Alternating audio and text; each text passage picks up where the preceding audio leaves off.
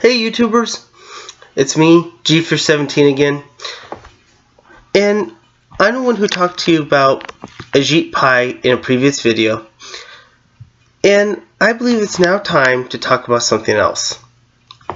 Us, we the people. We've been relying on these ISPs, and for those of you who are not familiar with this abbreviation, it's Internet Service Provider. That's all it is. Well, it's time we cut the cord with them.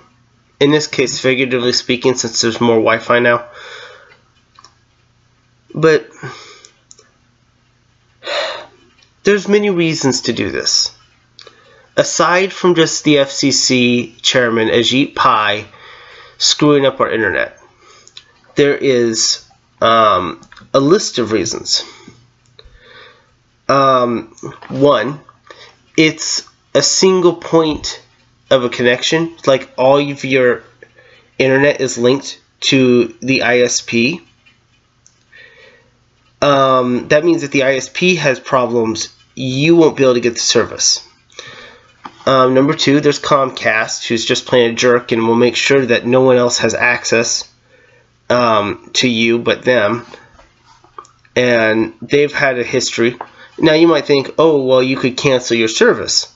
Well, ask other people who've used Comcast who's tried to cancel their service. Has everyone just been able to just shut it down, or has Comcast been charging them bills even though they said, I want this account shut down? I read a comment a long time ago where a person claimed that they asked for it to be shut down and they refused. It was a comment, I don't remember who it was, but I'm sure somebody can give a negative review about that, honestly.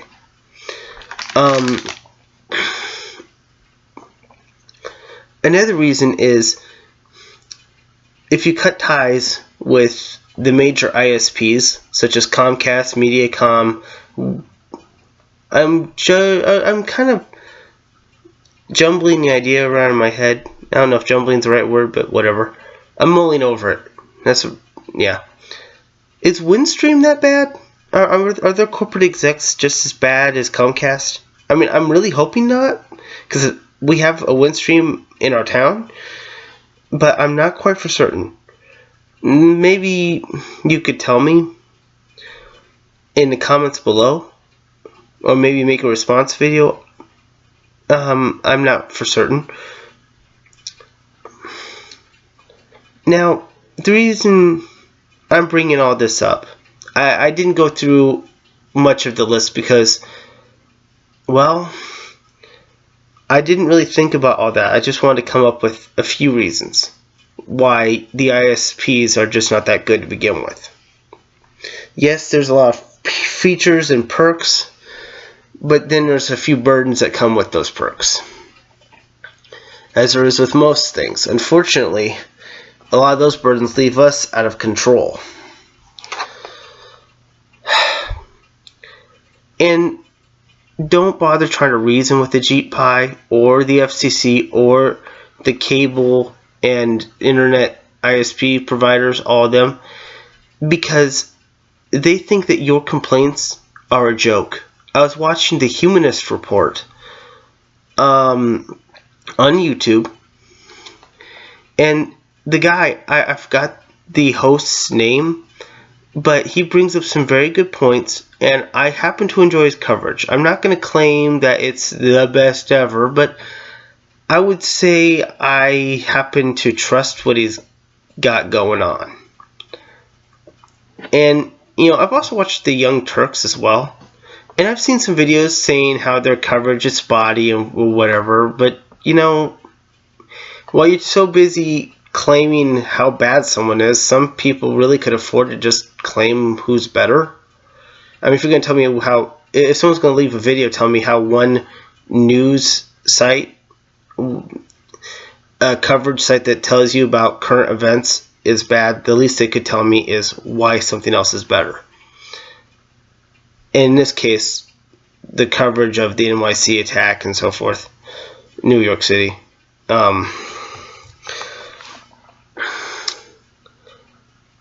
I switched over to that topic because I know that if I bring up the Humans Report, there's going to always be some trolls or even just some honestly opinionated people who just plain don't like the guy. And I'm already responding to you before you say something to me.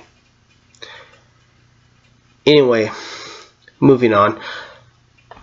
When it comes to the internet, our internet, we need to take it back. We the people need to take our internet back. For too long, we've been relying on these ISPs that at any moment could throttle our connections, and the only thing keeping them from doing that was just one document, and that was net neutrality Title II. Chairman Pai of the FCC wants to repeal that one little law. But here's the thing, the infrastructure could afford to protect us now. We could build it. Now, before you go on saying, that's impractical, let's look at this in a different way. Let's look at how to make it practical. Not look at the things that the expensive global corporations have been doing. Yes, they can do it, but it doesn't mean we have to only rely on them. Now, we can't buy miles of fiber optic wire, but we shouldn't have to. If we go to like a True Value or maybe a Tyson's, I'm sure you could find feet of fiber optic wire and just decide how much you need and buy that length. Whatever in your budget. Pace yourself. I believe we should create what is commonly referred to as a mesh net. I believe that a mesh net would be much better than a major ISP. Then you become your own internet service provider. You and your neighbors would be the internet service provider. Oh, and mesh nets are opportunistic. For example, if one computer goes down or one server goes down, your signal will just switch to the other one. So here's these connections. Like this. Sorry. All these are connected together. But let's say this network goes down. So these networks will instead connect together. I should have been leveling my hands at the, I don't know how to edit yet. I've been saying that all the time, but I don't know how to do that screen stuff. I got the software, but I don't know how to implement it. Like, I don't know how to draw pictures and put it on the screen yet. I've been trying to use it, but I said ended up separating the video file up, and I couldn't figure out how to insert a photo into a video or how to put a video in a video yet. I should have gone to Skillshare.com. Why didn't I do that? I'll get to it. Well,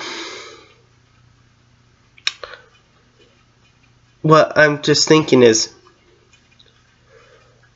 we've grown lazy as a people. I'm guilty. What I'm thinking is, it'd be best for all of us to learn some technical skills. Those of us who truly love the internet, the ones who are fast learners teach the slow learners. And think of it as practice for going to college or something. So you can get like a teaching degree. And you'll be ahead of the curve because you'll have already taught somebody. The thing is, I'm trying to learn code because I have that app that's all about scripting code. I'm trying to learn JavaScript. I'm not too good at it yet. But it takes forever to learn all the syntax and all that stuff. How's the best way to put it? When I said I'm a slow learner, I don't know if okay, maybe I didn't say that previously. You know what, whatever. Let's treat it like I did. Because I don't remember what I said too far earlier. I meant to say that it took me forever to learn simple skills. Like when I was in elementary school, I had to be put in a special ed class, and it took me a bit to learn how to read, to learn all the individual words and letters. And I was like really, really young, like 4th grade. That was a long time ago. But learning code is like that for me. It's like learning how to read all over again. And learning how to write all over again. But this time, instead of writing with a pencil, you're writing on code on your computer. It's rough for the moment, but if I really want to take some control back on my internet life, the best way to do it is to learn how to code, to learn the inner workings of things. I mean, a lot of us think we're in control, but we know that it works, but we don't know how or why it works. Where does that leave us when something goes wrong? Who has more power between two people with a car? A mechanic or you who pays the mechanic? The mechanic doesn't need to guess. Maybe he'll have to take it to the shop, but he knows what he's paying for already. He would have experience enough to know what to look for. It's his job anyway. It's just he's doing his job on his own car. But then here's you, who has a car but is not a mechanic. You might have changed a tire in the past, but if something happens with the engine and it's not oil related or belt related or something you can just take care of by going to a car shop, you're hosed. And if you're a guy who doesn't just have car parts sitting around in a garage, you're screwed. The point is, I have a friend who's actually a mechanic. He's got good cars. Meanwhile, we are at the mercy of having to get loans to pay for tires. The point is, the one who knows how to build is the one with the real power. Why do you think so many people want to be policymakers or have money? People say power is an illusion, but that depends on what you call power. Knowledge is power. Resources are power. Money, which can be classified as a resource, but it's like a different vein, that's power. That's 3 things I put in that I'm putting up here. Knowledge, resources, and money. That's where the power comes in. Knowledge on how to build your machines and how to fund and how to put things together. Resources, materials, to both feed yourself and just put stuff together. And then money to pay for new resources and even pay for education. I think that those 3 things are actual power, like the kind of power people lust for. But people only lust for one of the 3, which is kind of sad. Now, all this that I've been bringing up, well, I need to take a breather. I'm back. Well, DIY internet, do-it-yourself internet. Now, I brought up about the Meshnet before I lost my train of thought. I brought up about the wonderful benefits of it, and also about the technical stuff, the fact that we need to take control of it on our own. But if we do that, we could break the leash of major ISPs like Comcast, Mediacom, Dish. We could slip the leash of these major corporations. And we wouldn't have to rely on local laws to protect us, because you can just go to Walmart and buy a Linksys router or one of those other ones. You don't need a high-end router, just like a private one. Now, I wouldn't be surprised if major ISPs tried to limit the access to these products in one way or another. But if we don't take our internet back now, it will be lost until we manage to rein it in again. These ISPs don't care. The internet service providers, all the corporations connected, all they want is to squeeze more money from you and me. And that's not good. Now, I was bringing up the Humanist report because I do have a criticism. He's bringing up the problem quite a bit, and there is a problem. I did not realize how bad it was, and he does a wonderful job of reporting on the problem. I don't think he would ever really watch my videos, so I don't think that my criticism will make it to him. But my criticism is this. He's not talking about possible solutions, aside from repealing Ajit Pai's vote. The problem is him trying to repeal net neutrality, and one of the major solutions is to prevent it from happening. But for those of us who love the internet, can't afford a heck of a whole lot, I want him to start speaking up about solutions.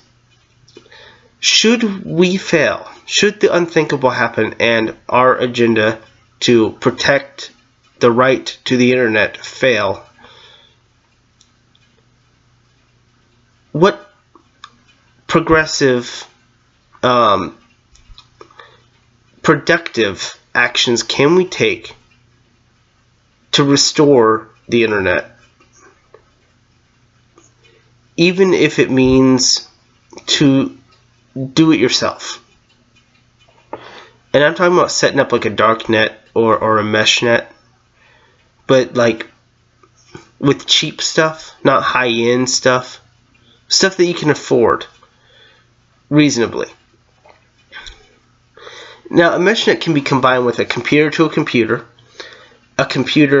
to a Wi-Fi node, or a Wi-Fi node to a Wi-Fi node, so like two routers, or two or more routers, or any other kind of thing. Heck, you could even convert a satellite dish and increase the range. And there are a few artificial limiters that, if you're technical, you can figure out a way around. I'm trying to become technical. I'm not there yet. I would like to see him recommending solutions to the ISPs. Should we fail, I want an alternative. I want him to start preparing the people for when it's too late. Should we just give up, roll over? Or, should we just rely on protests? Or can we have our internet regardless? And I'm talking about legally, mind you. If we don't connect to an ISP or even steal internet from an ISP, then they'll have no reason to register a loss of connection because we won't be connecting to them. And I think that if we can just make it where nearby networks are within range reasonably, extend the Wi-Fi range out so more and more computers can interact and connect to each other directly, a Meshnet can heal. For example, if my computer were to go down, the nearby computers would just refocus all their connections and still connect. An ISP fails, everybody relying on the ISP fails. So I think my criticism is clear. He focuses a lot on the problem. not talking about possible solutions, and I would like him to address possible solutions. I would like everybody else who watches this video to address possible solutions as well. I have chosen to go with Reddit's Meshnet project.